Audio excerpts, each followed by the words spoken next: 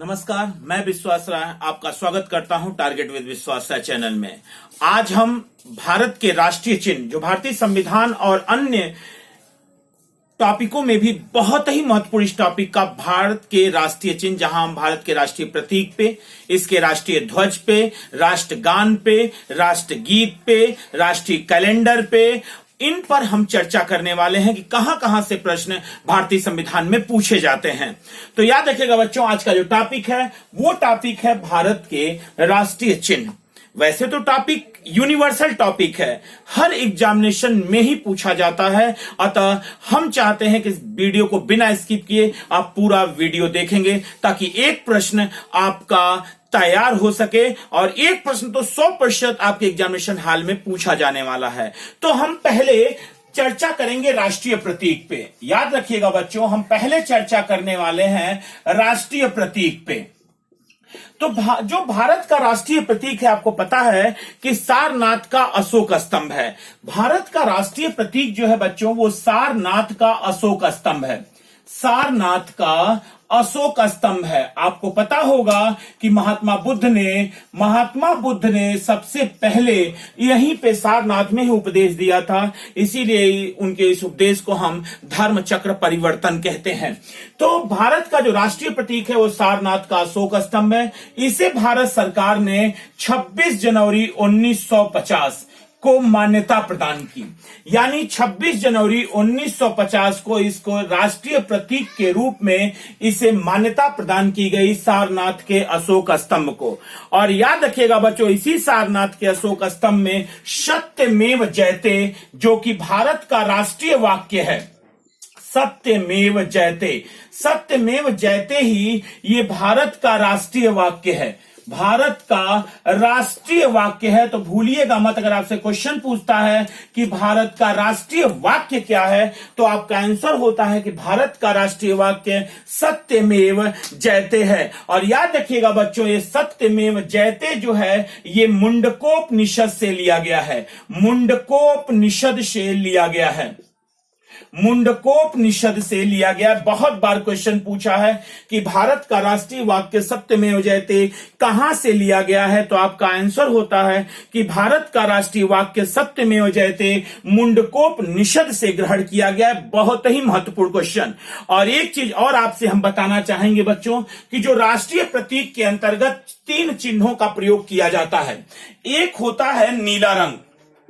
जो नीला प्रतीक होता है, नीला प्रतीक वो भारत सरकार के मंत्री का होता है, भारत सरकार के मंत्री का होता है। यानी याद रखिएगा कि जो नीला प्रतीक होता है वो भारत सरकार के मंत्री का प्रतीक होता है। और याद रखिएगा बच्चों, जो लाल प्रतीक है, याद रखिएगा जो लाल प्रतीक है, ये लाल प्रतीक राज्यसभा के सदस्य, राज्यसभा के सदस्य इस नीला प्रतीक का इस्तेमाल करते हैं। यदि ये नीली गाड़ी यानी नीली बत्ती है तो समझ जाइएगा कि ये राज्यसभा के सदस्य हैं। और याद रखिएगा बच्चों कि जो हरा प्रतीक होता है, हरा प्रतीक होता है, ये हरा प्रतीक लोकसभा के सदस्य इस्तेमाल करते हैं, लोकसभा के सदस्य इस्तेमाल करते हैं। तो अब तक आपने देखा कि जो भारत का राष्ट्रीय प्रतीक है वो सारनाथ का अशोक स्तंभ है। उसे भारत सरकार ने 26 जनवरी 1950 को मान्यता प्रदान की। उसमें एक शब्द लिखा हुआ है सत्यमेव जयते। ये भारत का राष्ट्रीय वाक्य है जो कि मुंडकोपनिषद से लिया गया है। नीला प्रतीक यदि प्रश्न पूछे तो ये भारत सरकार के मंत्री इसका इस्तेमाल करते हैं। यदि लाल प्रतीक पूछे तो राज्यसभा के सदस्य इस्तेमाल करते हैं। और यदि हरा प्रतीक पूछे तो ये लोकसभा के सदस्य इस्तेमाल करते हैं। यानी हम पूरा राष्ट्रीय प्रतीक से जितने क्वेश्चन पूछे जा सकते हैं वो क्वेश्चन आपके पास पहुंच गए हैं। अब अगला जो हम राष्ट्रीय चिन्ह लेने वाले हैं, इसे चाहें तो आप इसका स्क्रीनशॉट ले सकते हैं, स्क्रीनशॉट ले सकते हैं। अब हम भारत के राष्ट्रीय चिन्हों में हम आने वाले हैं राष्ट्रगान पे। राष्ट्रगान यानी अब हम पढ़ने वाले हैं राष्ट्रीय चिन्ह में कि राष्ट्रगान। राष्ट्रगान से बच्चों कहां कहां से प्रश्न आते हैं, आप एकदम क्वेश्चन पे ही रुके हुए हैं। याद रखिएगा, एक भी क्वेश्चन बाहर नहीं जाएगा इस वीडियो से। राष्ट्रगान जाने दो, क्षमा करें, लाइट जाने की वजह से आपको थोड़ी मुश्किल हुई। आते हैं हम टॉपिक पे कि राष्ट्रगान। बच्चों याद रखिएगा कि राष्ट्रगान से कहां कहां से प्रश्न बनते हैं। तो याद रखिएगा, राष्ट्रगान सब अगर हम कहें तो राष्ट्रगान जो जनगण मन है, राष्ट्रगान जो आपका जनगण मन है, वो राष्ट्रगान गुरुदेव रविंद्रनाथ टैगोर ने लिखा हुआ है। गुरुदेव रविंद्रनाथ टैगोर, गुरुदेव रविंद्रनाथ टैगोर की रचना है। गुरुदेव रविंद्रनाथ टैगोर की रचना है और ये रचना तत्वबोधनी में आई थी। तत्वबोधनी, ये रचना तत्वबोधनी में आई थी 1912 में। तत्वबोधनी में 1912 में छपी हुई थी और ये शीर्षक इसका था बच्चों, याद रखिएगा, कि भारत भाग्य विधाता। जो शीर्षक था वो शीर्षक था भारत भाग्य विधाता। तो क्वेश्चन पूछता है कि सबसे पहले कहां छपी थी, तो याद रखिएगा बच्चों कि सबसे पहले ये रचना तत्वबोधनी 1912 में तत्वबोधनी में छपी थी, जिसका शीर्षक था भारत भाग्य विधाता और ये रचनाकार थे गुरुदेव रविंद्रनाथ टैगोर। गुरुदेव रविंद्रनाथ टैगोर। और एक बात और याद रखिएगा बच्चों, ये पहले 27 दिसंबर 1911 27 दिसंबर 1911 को जनगण मन पहली बार गाया गया था। जनगण मन पहली बार गाया गया, पहली बार गाया गया।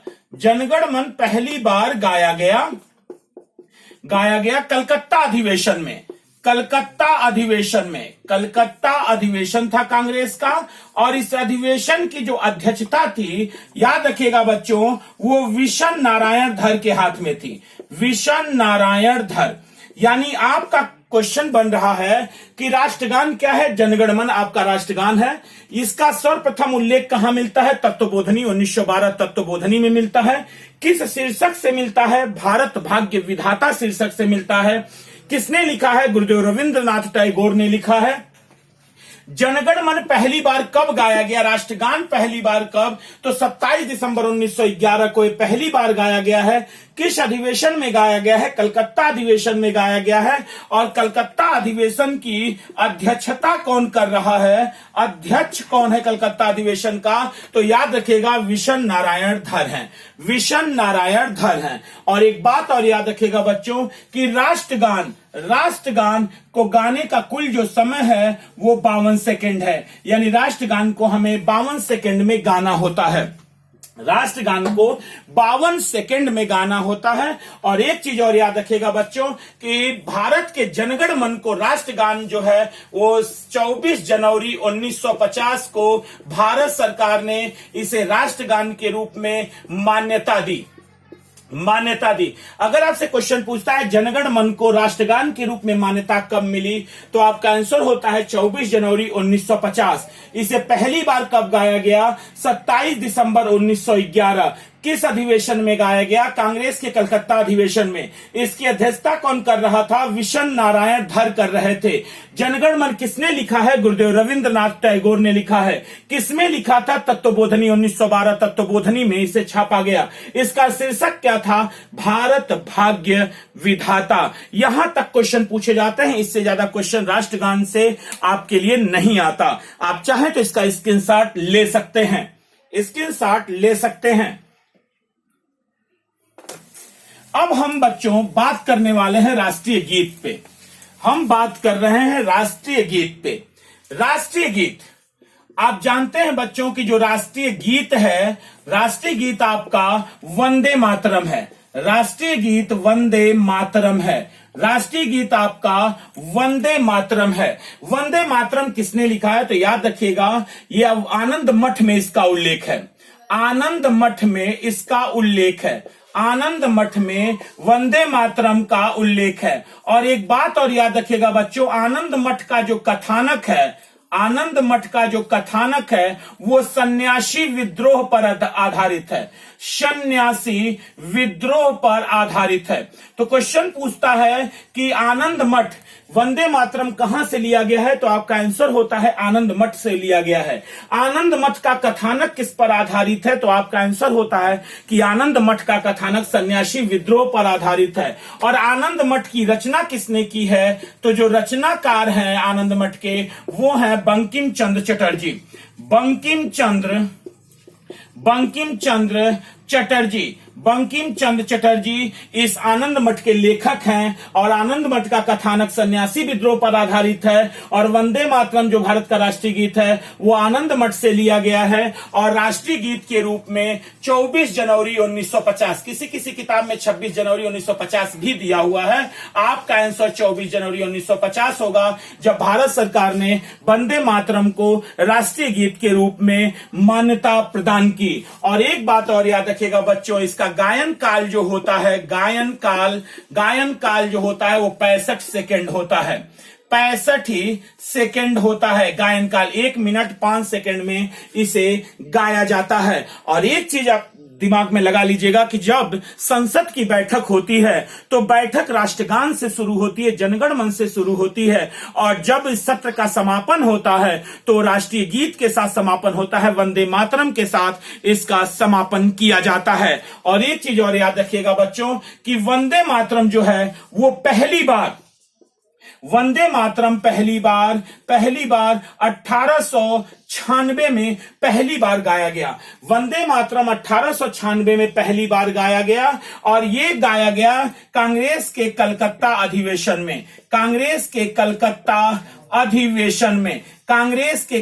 अधिवेशन में, जिसकी जो अध्यक्ष थे कांग्रेस के कलकत्ता अधिवेशन के वो थे रहमतुल्ला शयानी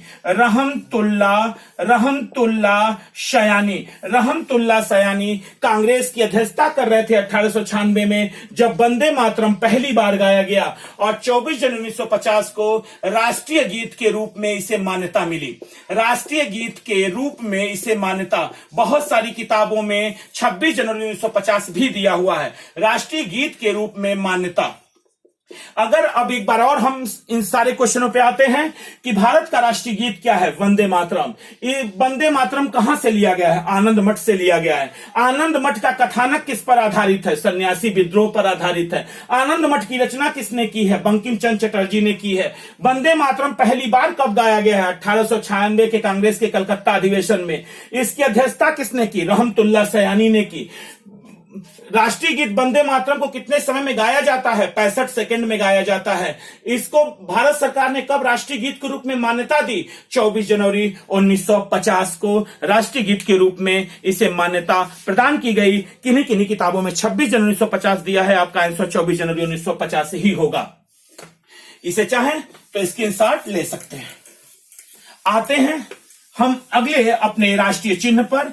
वो आपका राष्ट्रीय चिन्ह है कि राष्ट्रीय ध्वज।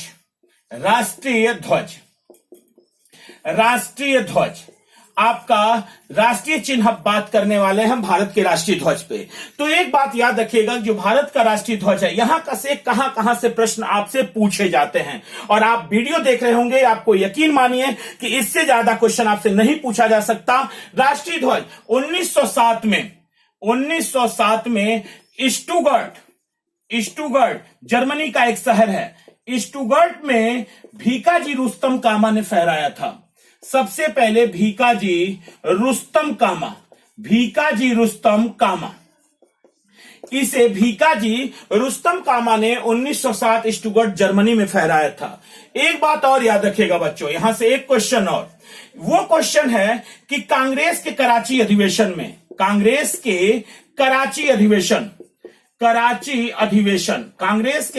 अधिवेशन जो कि अधिवेशन हो रहा था 1931 में, राष्ट्रीय ध्वज का प्रारूप तय किया गया। राष्ट्रीय ध्वज का प्रारूप तय किया गया। राष्ट्रीय ध्वज का प्रारूप तय किया गया। याद रखिएगा, इस समय जो अध्यक्ष थे कांग्रेस के, जो अध्यक्षता कर रहे थे वो सरदार वल्लभ भाई पटेल थे। सरदार वल्लभ भाई पटेल जो थे वो इस कांग्रेस के कराची अधिवेशन की अध्यक्षता कर रहे थे, जहां भारत के राष्ट्रीय ध्वज का प्रारूप तय किया गया। राष्ट्रीय ध्वज का प्रारूप किसने तय किया? तो आपका आंसर होता है जो इसका प्रारूप तय किया गया बच्चों, ये पिंगली वेंकैया द्वारा तय किया गया। पिंगली वेंकैया द्वारा इसका प्रारूप तय किया गया राष्ट्रीय ध्वज का। अगला क्वेश्चन आता है बच्चों, इसी से आता है कि राष्ट्रीय ध्वज में तिल्लियां कितनी होती हैं? सारनाथ के अशोक स्तंभ में जो तिल्ली है वो कितनी होती है? तो आप कहते हैं 24 तिल्लियां हैं। तिल्लियां 24 होती हैं। क्वेश्चन पूछता है लंबाई और चौड़ाई का अनुपात। कई बार क्वेश्चन पूछा लंबाई और चौड़ाई का अनुपात, तो 3:2। लंबाई और चौड़ाई का अनुपात 3:2 होता है। अगला क्वेश्चन यहां से उठता है बच्चों कि भारत सरकार ने तिरंगे को राष्ट्रीय ध्वज की मान्यता कब दी? इसको मान्यता कब मिली है? तो इसको मान्यता मिली है 22 जुलाई 1947।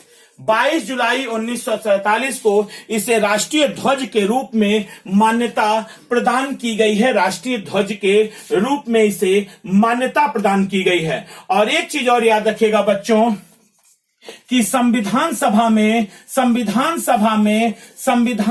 में जो ध्वज लाया गया, वो लाया गया किसके द्वारा? हंसा मेहता के द्वारा।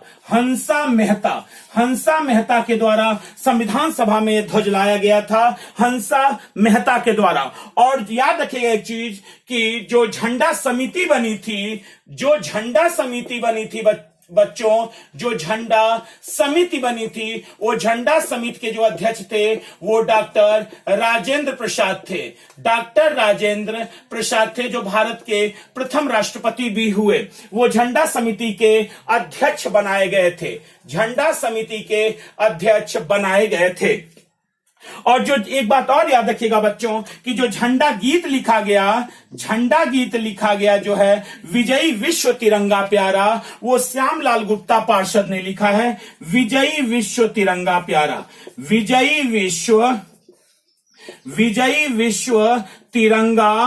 तिरंगा प्यारा जो झंडा गीत लिखा गया है, उसके लेखक हैं श्यामलाल गुप्ता पार्षद। श्यामलाल गुप्ता पार्षद। और एक चीज और याद रखिएगा बच्चों, यहां से क्वेश्चन एक आता है कि अनुच्छेद 19(1) का जो अ है खंड, वो झंडा फहराने का अधिकार देता है। फहराने का अधिकार देता है। तो यहां से आपके पास कई क्वेश्चन देख रहे हैं कि राष्ट्रीय ध्वज से आपके पास पहुंच चुका है। पहला क्वेश्चन राष्ट्रीय ध्वज का कि संविधान सभा में ध्वज कौन लाया? तो हंसा मेहता ने लाया। 1907 में सबसे पहले कौन फहराया? स्टुटगर्ट जर्मनी में भीकाजी रुस्तम कामा ने फहराया। कांग्रेस के किस अधिवेशन में राष्ट्रीय ध्वज का प्रारूप तय किया गया? कराची अधिवेशन में 1931 में। इसकी अध्यक्षता किसने की? सरदार वल्लभ भाई पटेल ने की। इसका प्रारूप किसने तैयार किया? पिंगली वेंकैया ने तैयार किया। इसमें कितनी तिल्लियां होती हैं? 24 तिल्लियां होती हैं, जो कि अनवरत प्रयास का प्रतीक हैं। अनवरत प्रयास का प्रतीक है। और आप जानते हैं बच्चों कि जो केसरिया रंग है वो बलिदान और त्याग का प्रतीक है, जो सफेद रंग है वो शांति का प्रतीक है, और जो हरा रंग है वो सुख एवं समृद्धि का प्रतीक है।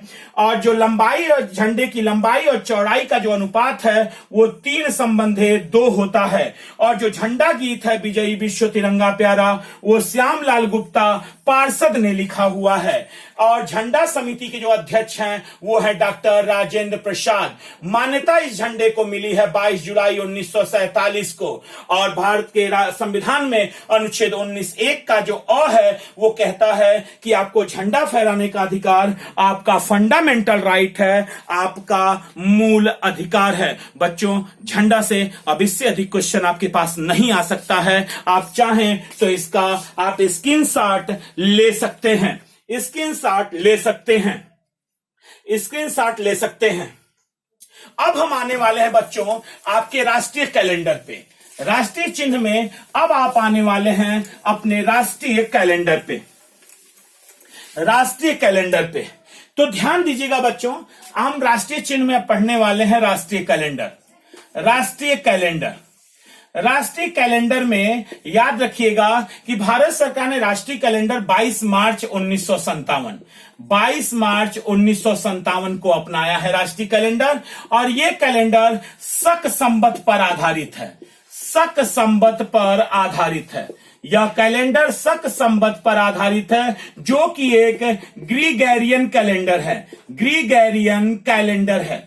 ग्रीगोरियन कैलेंडर है, शक संवत पर आधारित है, जो कि एक ग्रीगोरियन कैलेंडर है। और इसका पहला माह जो राष्ट्रीय कैलेंडर का आपका चालू होता है वो चैत्र से चालू होता है, याद रखिएगा। अभी क्वेश्चन पूछा था आपके आरओ 2016 का जो पेपर हुआ कि पहला राष्ट्रीय कैलेंडर का पहला महीना कहां से चालू होता है, तो याद रखिएगा पहला महीना चैत्र से चालू होता है। भारत का राष्ट्रीय कैलेंडर किस पर आधारित है? शक संवत पर आधारित एक ग्रीगोरियन कैलेंडर है। भारत सरकार ने इसे कब मान्यता दी है? तो याद रखिएगा बच्चों 22 मार्च 1957 को इसे मान्यता प्रदान की गई। इसे मान्यता प्रदान की गई। और बाकी चीजों को आप जानते हैं कि अगर राष्ट्रीय पक्षी पूछेगा आपसे तो यहां तो आप गलती नहीं करने वाले हैं। राष्ट्रीय पक्षी पूछता है तो राष्ट्रीय पक्षी मोर है। अगर राष्ट्रीय पशु पूछता है आपसे, राष्ट्रीय पशु पूछता है तो राष्ट्रीय पशु बाघ है। अगर आपसे राष्ट्रीय पुष्प पूछता है, राष्ट्रीय पुष्प पूछता है तो आपका राष्ट्रीय पुष्प कमल है। अगर आपसे राष्ट्रीय विरासत पशु पूछता है, राष्ट्रीय विरासत पशु पूछता है तो वो आपका हाथी है। यदि आपसे राष्ट्रीय जलीय जीव पूछता है, राष्ट्रीय जलीय जीव पूछता है तो वो आपका गंगा डॉल्फिन है। गंगा डॉल्फिन है, जिसे सरयू में आप सूस भी कहते हैं। सरयू में आप सूस भी कहते हैं। तो ये आपका भारत का राष्ट्रीय, आपने देखा राष्ट्रीय चिन्ह हुए। यहां से एक प्रश्न तो आपके पास आने ही वाला है। आपने देखा कि संविधान और इतिहास दोनों से जुड़ा मैटर है, अतः कहीं से भी क्वेश्चन पूछ सकता है। या तो इतिहास का टर्म ले लेगा या तो आपको संविधान का टर्म ले लेगा। तो हम आशा करेंगे कि आप इस वीडियो को देख के नोट्स जरूर बनाएंगे और अगला वीडियो जल्द ही आपके पास पहुंचेगा। तब तक के लिए बहुत बहुत धन्यवाद।